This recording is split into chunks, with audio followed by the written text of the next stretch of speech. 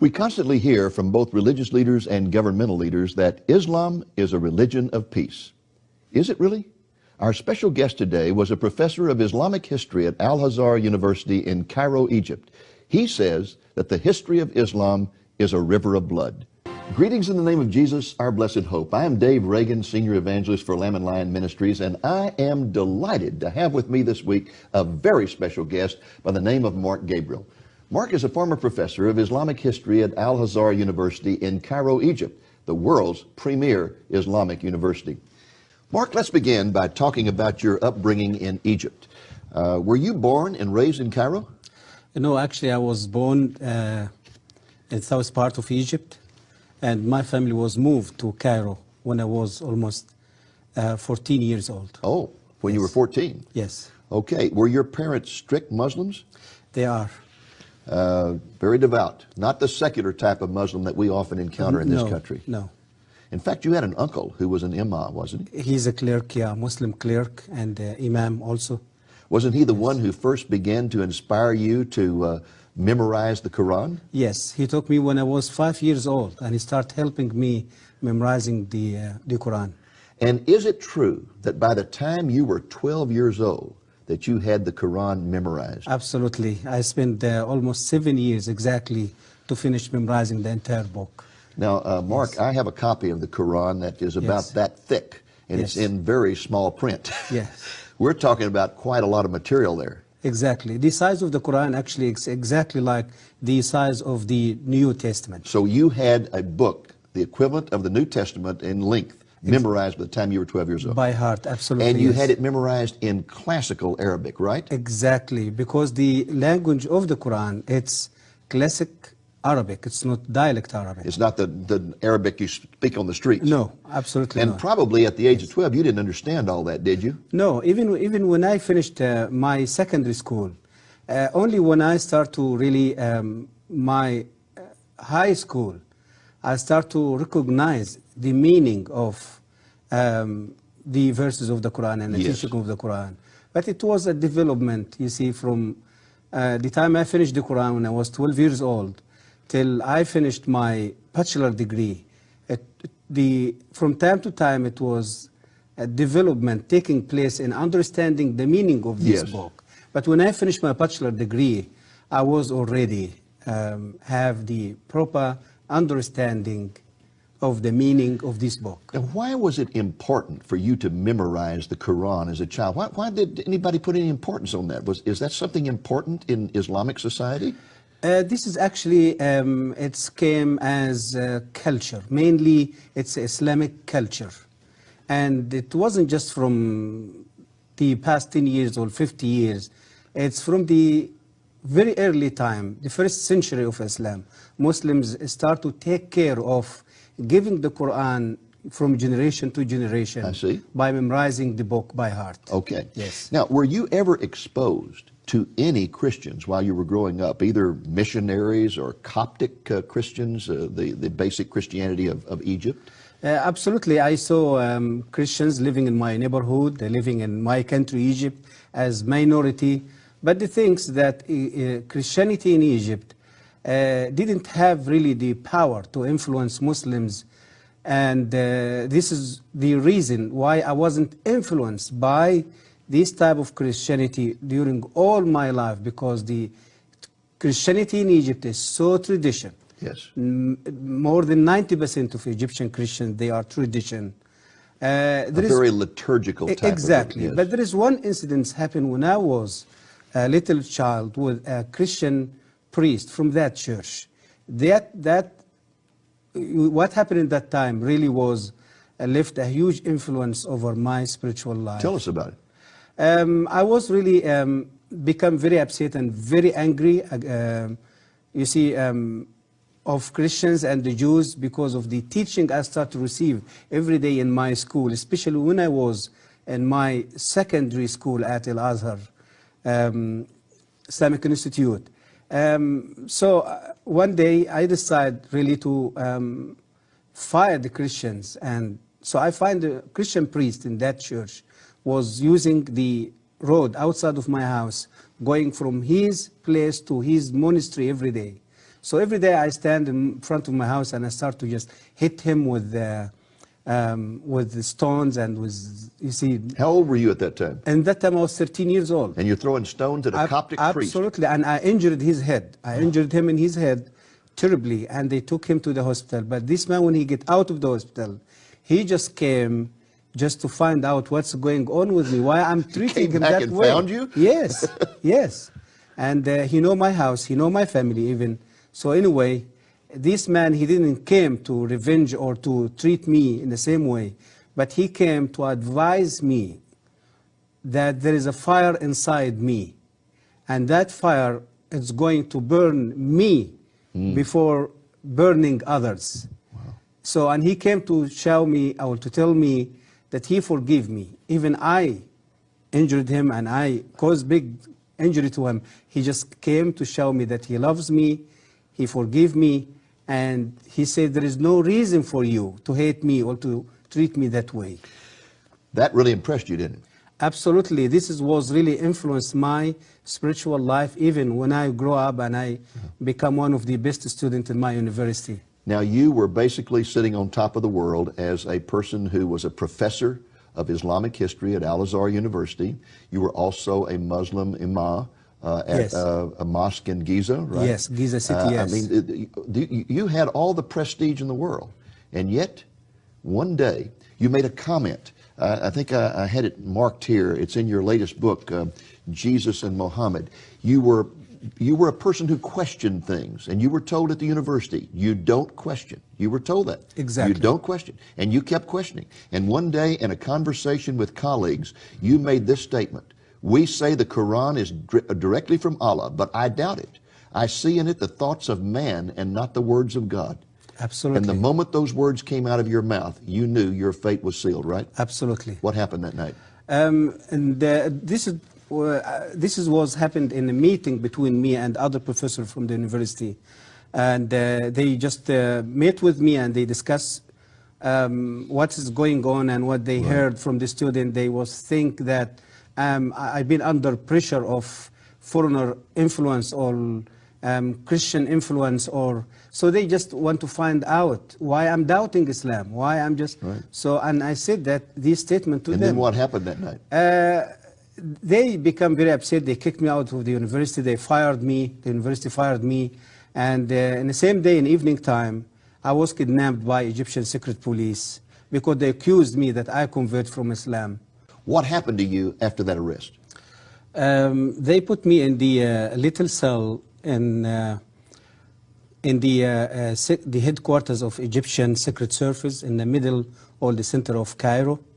They put me for 3 days with no food, with no water, and in the 4th day they start to interrogate me. They took me to one of the offices, maybe it's in the 6th or the 7th floors, and interrogating me during a day.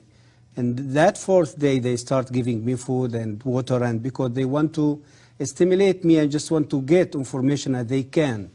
And they find out during the day they cannot just get what they looking for. And they start interrogating me during the evening time. So the evening time, it was the time of torture. With cigarette, they burned me with cigarette in different places in my body. And you can see here in my hand. They beat me. They put me in cold water. They put me in a little in a tank full, you see, filled with water, and they put hungry rats inside that tank, and they put me inside the tank. So you had rats for crawling over you all night? Whole night, and the rats just swimming over the water, you see, around my head. And did the rats bite you? No, no, at all. This is like Daniel in the lion's den. And the next day they took me out, and I was just surprised that I'm still alive, but I don't know what is the next. So, and after that they put me in a little cell with a vicious, hungry dog.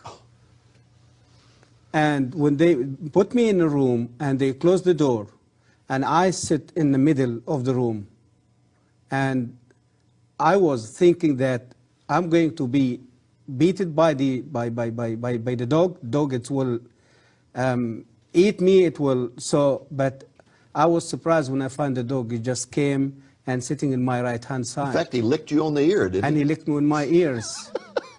And They must have thought that you were Satan or something to have such power. they said that. They said that this is a human being or something else. They wasn't really, they believe that there is some spirit or some So at that point, unseen power. Yeah. didn't they decide to just turn you over to some guys in a cell and tell them that you had renounced Islam and let them kill you? Yeah, so this is the understanding that I've been questioned by professors at the university. I've been fired by the university. To them, means this guy, he's just out of Islam now. He's convert now. In fact, they wanted to find out what missionary had converted you, didn't they? Exactly. And you hadn't been converted. Exactly. No, I have no idea about Christianity in that time. Yes. About Christ. I never even discussed Christianity. But automatically in Egypt, when someone decides to leave Islam, Yes. they will accuse him automatically that he became under pressure from church or some Christian and he converted to Well, Christianity. how in the world did you get out of that situation without losing your life? I was crying before the God who was created me in that time. I wasn't know who is. Yes. And after 15 days, my uncle, he was working as the vice president of Egyptian parliament. He was visiting Russia at that time. When he came back and he heard about my kidnapping, and so he came with permission from the government, and he came with his car and he took me out of the So prison. you got out of prison due to the political influence of a relative who had been out of the country. Absolutely. And then when you went home, I understand your father tried to kill you. My father, he tried to kill me later, after 1 year searching for God, find out who is God, you see, till I received a Bible from a Christian pharmacy. So when I start reading the Bible, I start to find the truth about Christ. After I give my life to the Lord, I lived 1 year, whole year as a secret believer. So you when my father heard about my conversion, he shot me with his own gun. He tried to kill me. So you were given a Bible by a Christian pharmacist, and that brought you to the Lord. Yes. And when that happened, your father decided to kill you for the honor of the family, I guess. Because, yeah, he just felt there is a shame going to be over him and all the life, or the family, even the community. The And people. so he shot at you several times and all the bullets missed. No one bullet missed me, about maybe 5, 6 I bullets. understand that your sister finally got your passport, got you out of the country, and where did you go? When my father, he just shot me and tried to kill me, I was running away from Yes. his faith, and I went to my sister, and in my sister's house, I put the whole situation in front of the Lord, and the Lord showed me to get out of Egypt in the same evening, same day.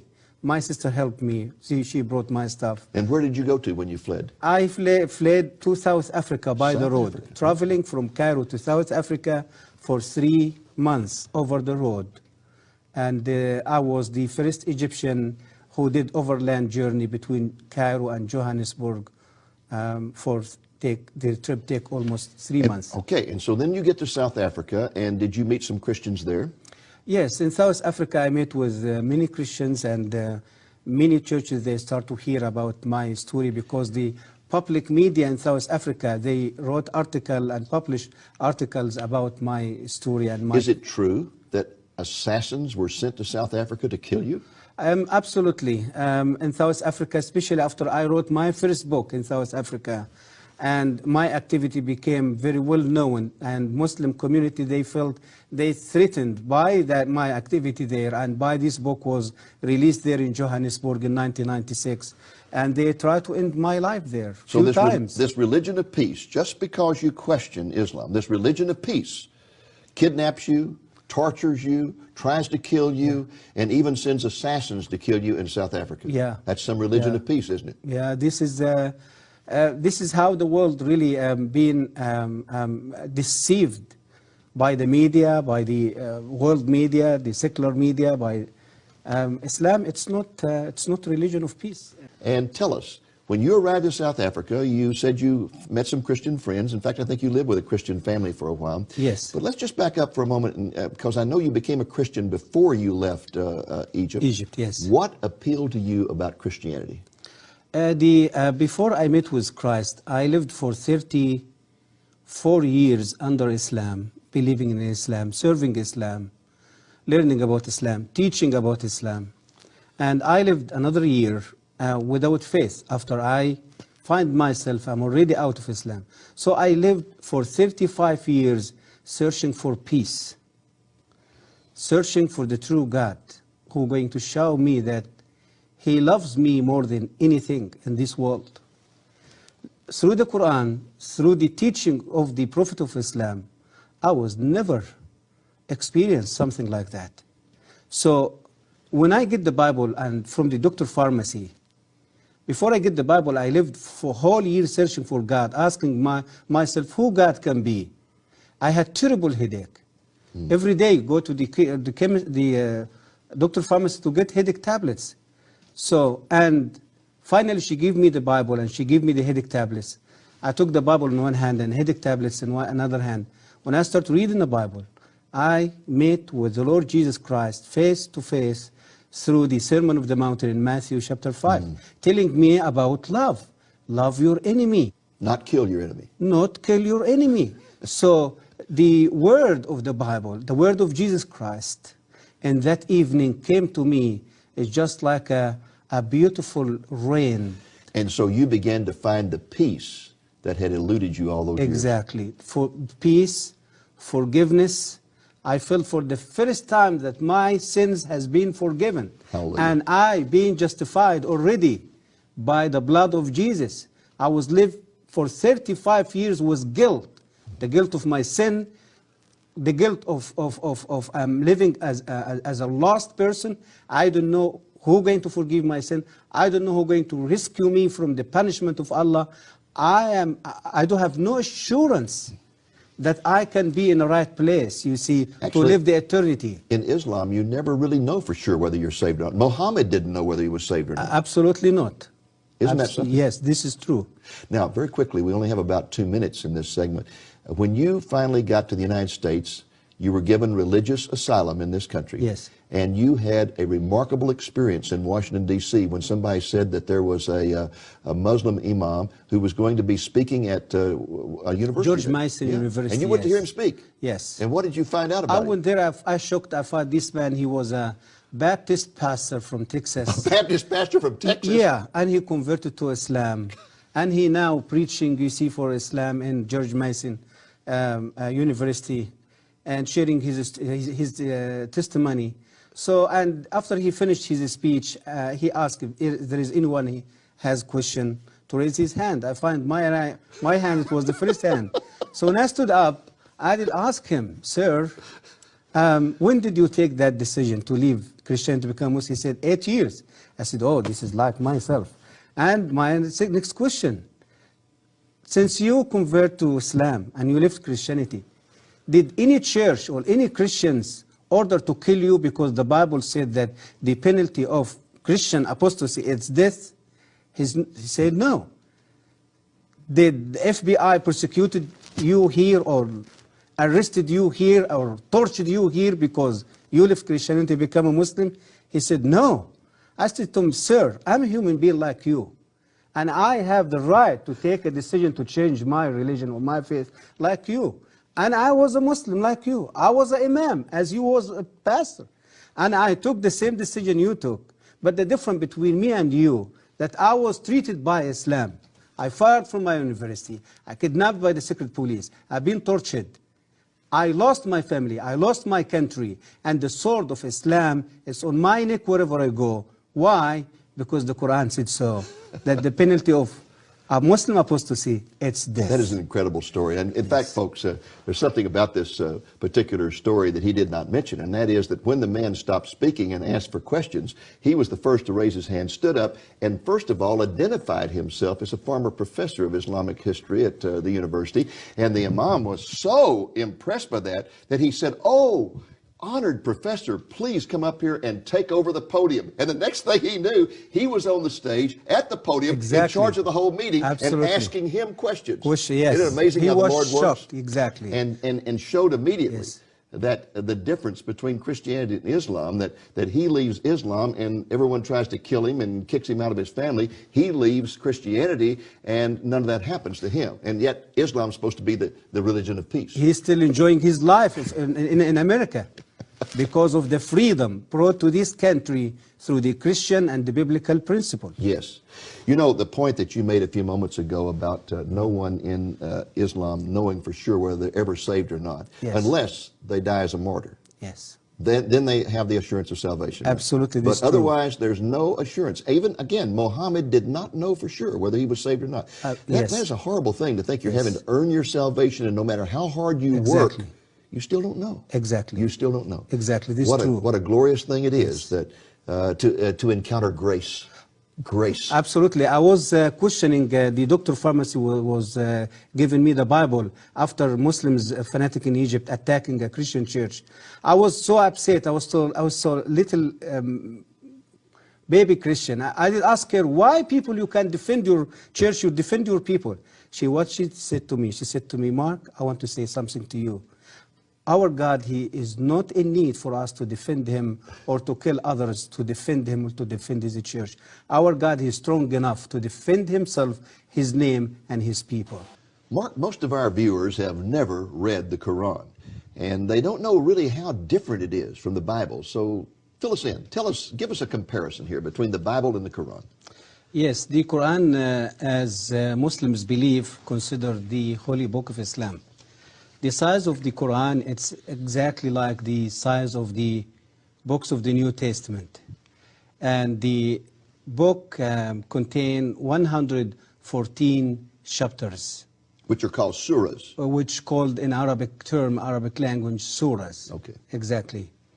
And the book is considered, as the Muslims believe, the word of Allah, who was revealed directly from Allah to Muhammad through the angel Gabriel. Okay.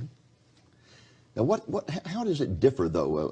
I mean, an average person, let's say an average Christian, has read the Bible, and he's aware that when you start reading the Bible has lots of stories, and it tells this story and that story, and the relationship with God, the nature of God, is taught through stories.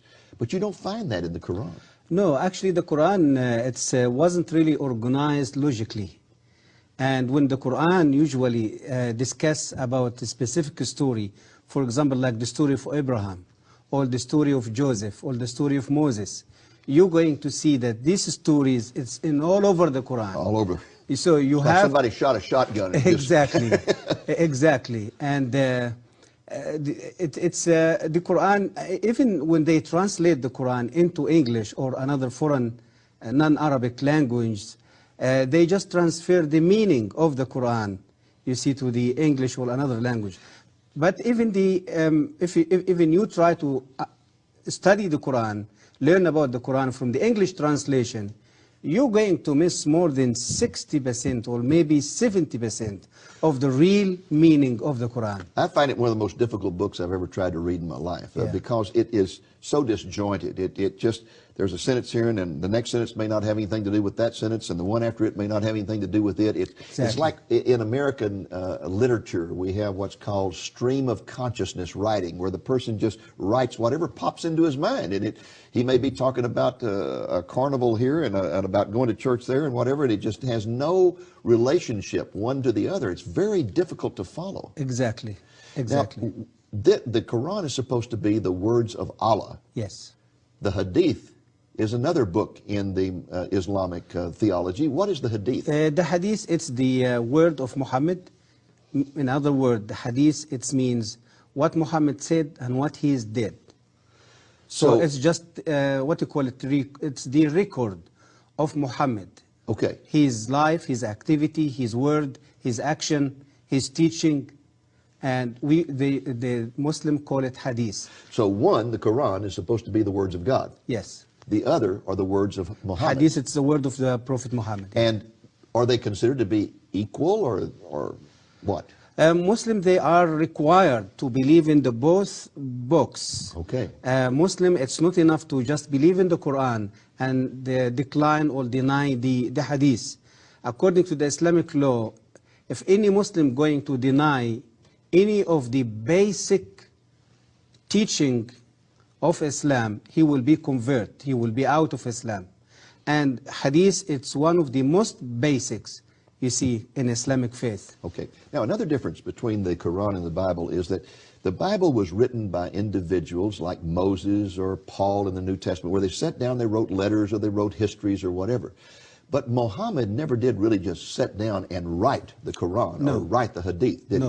No, he just simply, for example, with the Quran, he was usually in trances and he would make statements and people would write those down. Exactly. And all that was compiled later on after his death, wasn't it? Exactly, yes. And the hadith is just statements that were compiled by compilers. It might be statements that wives remembered or friends remembered or whatever, and they just kind of put them all together. Exactly. All right. Exactly. Now, in the Quran, there are a lot of contradictions, as well as in the Hadith, a lot of contradictions. Yes. For example, you can find verses in the Quran that talk about loving Jews and Christians. Yes. And treating them with respect. Yes. Then you can find verses that talk about killing them. Exactly. How do you account for these contradictions? Did Allah change his mind? A Muslim, they justify this contradiction by Arabic term and Muslim and Islamic principle.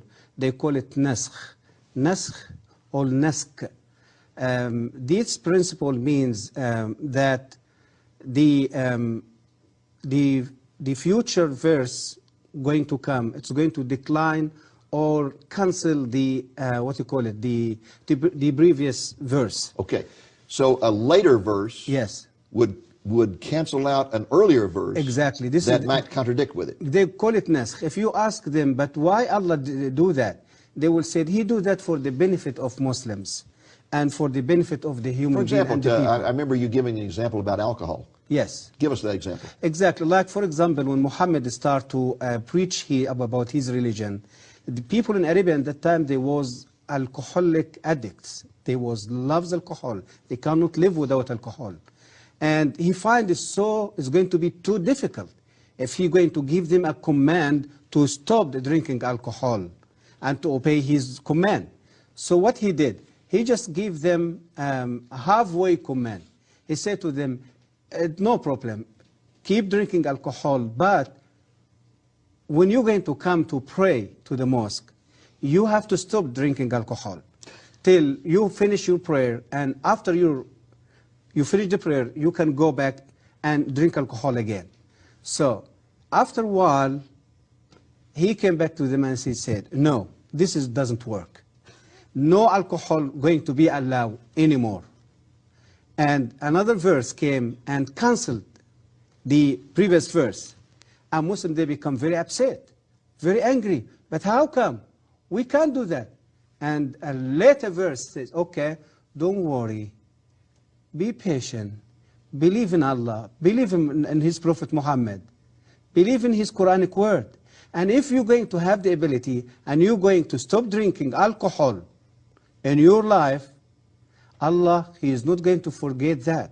He will reward you with a river of alcohol in the paradise the day when He's going to send you to the paradise. So we go from just drinking alcohol occasionally to not drinking it during prayers to not drinking it at all to you're going to have a river of alcohol in heaven. Exactly. This is the development of the contradiction, you see, of the teaching of the Quran. And you find the same in the attitude toward Jews and Christians. Absolutely. At the beginning, it was one of respect and honor, and then when they did not accept His revelation, He turned against them and began to argue, you must kill them. Absolutely. Firstly, it was a development also was taking place in this subject, in His relationship with the Jews and Christians.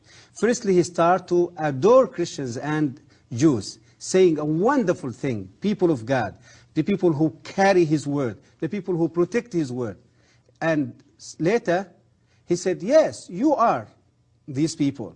But listen, I am the final prophet, came with a final testament. You have to believe in me.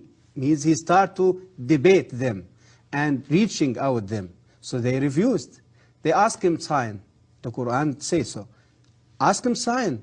Give us a sign that we can believe. So, and He cannot give a sign.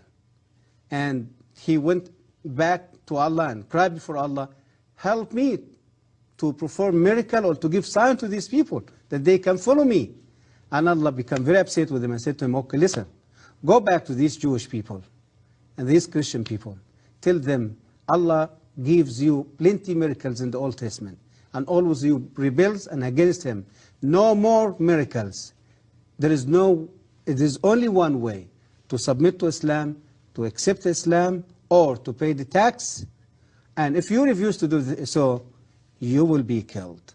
So it was development also taking place in this, you see, in this contradiction of the teaching of the Quran toward the Christian and the Jews. Mark, let's talk a little about the Muslim view of Jesus. I read in the paper recently where a Muslim imam was invited to speak at a large Christian church in the Chicago area.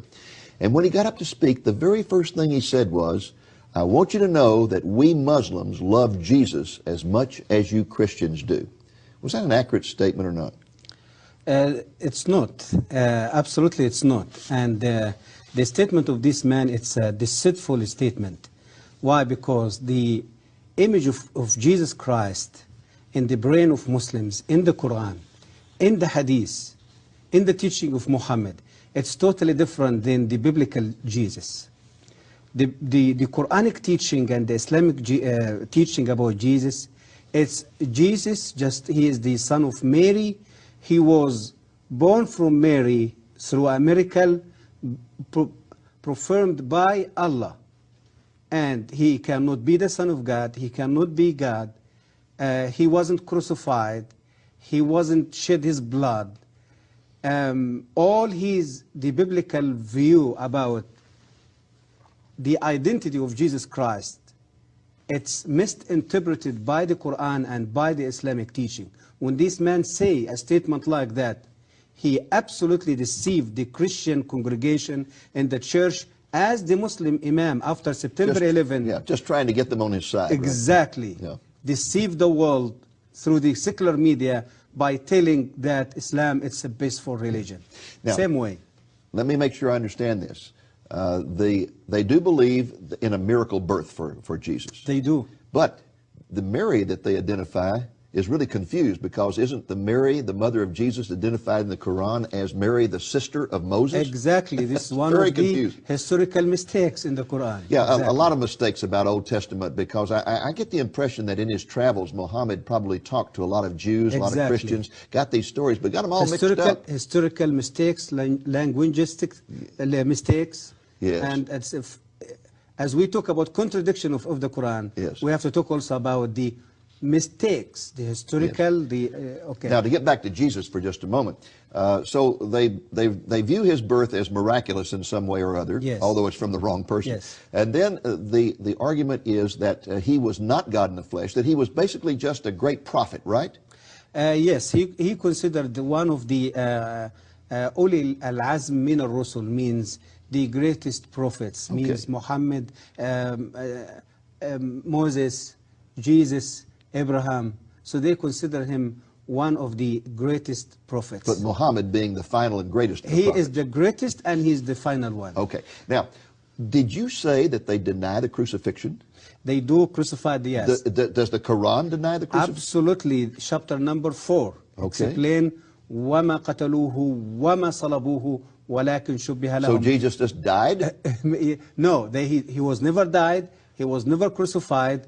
When just the Jews tried to crucify him, Allah took him to heaven. Okay. And he's still alive in heaven. Now, do they believe that there will be a second coming of Jesus? They do believe about the second coming of Jesus, yes. Tell us about that. The Islamic view about the second coming of Jesus, totally different than the biblical view. All what Islam talking about his second coming, he going to do some things. One of these things, he going to come and to kill all pigs around the world. Kill all pigs? All the pigs. Yes. Are you serious? Yes. سيقتل الخنزير. This is the hadith, the word of Muhammad. Okay. Said so. And he going to come to break the cross, any cross, wood cross. Break all crosses. All the crosses around the world. Okay. And he's going to stop the jizya, means stop collecting tax from Christians. Okay. So that they can still, and he's going to bring justice to the world. Okay. This is the only good point. He just picked it up from the Bible. Yes. But this is they view and they believe about his second coming. It's Now, Mark, unbelievable. your newest book is this one here called Jesus and Muhammad. This has just come out. The subtitle, Profound Differences and Surprising Similarities. Similarities. Let's start with Yes. those. There's some similarities between Jesus and Muhammad? There is some similarities, and it's funny similarities. You see, you will amaze when you hear about it. It's not similarities in the goodness of God. No, it's just a normal similarities like the way he grew up, the way he was acting when he was a little child. Like, for example, Islam speaks as Jesus, as the Bible told us about prophecy, prophesied about the coming Messiah. The Islamic side, they say there is prophecy, prophesied about the coming final prophet. Okay. When Jesus, he was a little boy and Yes. just go to the temple every time. Yes, and Simeon prophesied over- Exactly, yes, yeah. Exactly. Simeon prophesied over him. There is another Arabian guy, his name Waraka bin Nawfal. It was the cousin of his first wife. Yes. They said he prophesied about his coming. Okay. About Jesus going to the temple and debating the Jewish Yes. leaders, religious leaders. Muhammad, he go to the center of the religious center of Mecca, called Al-Kaaba at that time, debating with religious people. Or you see the so there is some similarities like that. Jesus, it chose 12 disciples Yes. to spread his message. Muhammad, it chose 12, we can say, friends or 12 leaders to lead his army and his military in exporting Islam out of Arabia. To So you're different really places talking around. about some similarities that are not really all that significant. Exactly, But the yeah. contrasts are something else. And to get into those contrasts, tell us a story Very of the deeply. Muslim woman that you met in South Africa. Very deeply. Jesus Christ came to bring hope, to bring forgiveness, to bring peace and love. Muhammad came to bring revenge, hatred, lust, killing, bloodshed. It's a very obvious. Like, for example, Jesus Christ, as the Bible telling us in John chapter 8 about the woman who was committed adultery and brought to Yes. Jesus by the Jewish people. Jewish people, they knew at that time that this woman, according to the law of Moses, she will be stoned. But they came to test this great preacher and teacher in Jerusalem. What are you going to say about that? And you know the story. He confronted them. He asked them, if any one of you live with no sin, just come and stone her. Because they knew the fact about themselves that they are sinners. They left the woman in front of him and they just walked away. Jesus came to the woman and asked her, there is any one of you, these people, judge you? She said, no. He said to her, even me, go back and sin no more. In other words, Jesus, by what he did and said to this woman, he fulfilled his word that the Son of Man came not to kill or to destroy, but to give life. That he is the way, he is the truth, he is the life. He Now, came what to happened? bring life. What happened when a woman in adultery was brought to Muhammad? It's the history repeated itself in an amazing way when 600 years later Muhammad received Muslim woman adultery. Muslim woman was commit adultery, and the reason that Muslim brought her to him because the Islamic judgment of adultery wasn't established yet in Islamic law. So Muhammad asked the woman, "Do you really commit adultery?" She said, "Yes, Prophet, and I'm pregnant now."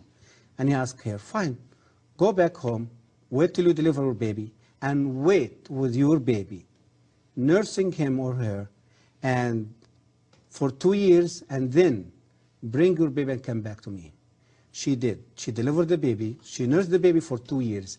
And she carried her baby, and she gave the baby a little piece of bread, you see, to eat it, just to show Muhammad that the baby, he can eat now. He is not in need for milk, for nursing anymore. When she came to him, Muhammad took the child from her, commanded his friend to dig a hole in the ground. They put her in hole. Only her head was above the ground. They stoned her and killed her in front of her baby. Now, folks, let me tell you something very amazing about this. When Mark was in South Africa, he was living with a Christian family, and they invited him to go meet with a Muslim woman they had met who was living in abject poverty. And when he went in there, she was greatly honored when she found out he had been a professor at Al-Azhar University. Oh, she was so honored. And she began to honor him. And he said, well, you don't understand. I'm not a Christian anymore. I mean, a Muslim anymore. I have become a Christian. Then she was astonished and upset. And she asked him why he would leave the Islamic religion. And he told her the story. He told her the story about Jesus and Muhammad. This story he just told you. He told us that story. And the woman began to weep and weep and weep. And he said, why are you sobbing? She said, I am that woman. I am that woman. I am living here in abject poverty because I committed adultery. My family's trying to kill me. I'm hiding out.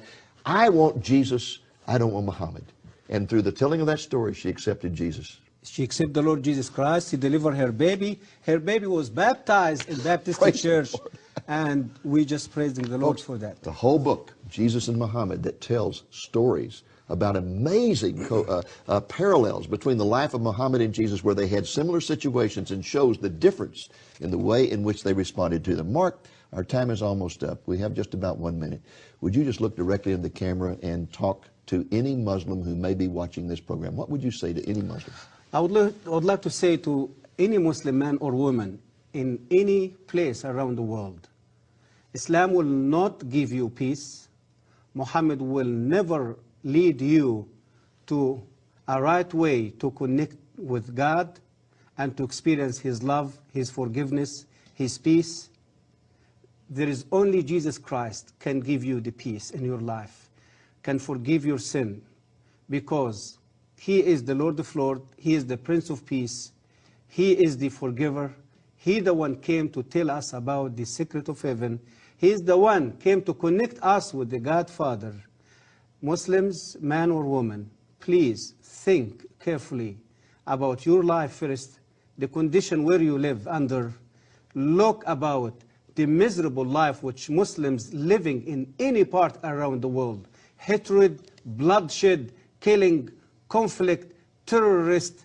There is only way for you to get out of this mess is just to accept the Lord Jesus Christ as your Lord and your Savior. And by meeting with Him face to face, you're going to experience the gift which you're going to receive through Him. Your sin will be forgiven, your heart will fill with love, and you're going to experience the forgiveness, and you're going to feel and experience the freedom from sin and from the bondage of Satan. And you're going to find your way to God, and you're going to find you are in the right place. I pray for you, and the power of my Lord Jesus Christ able to reach your heart in the same way He did with me.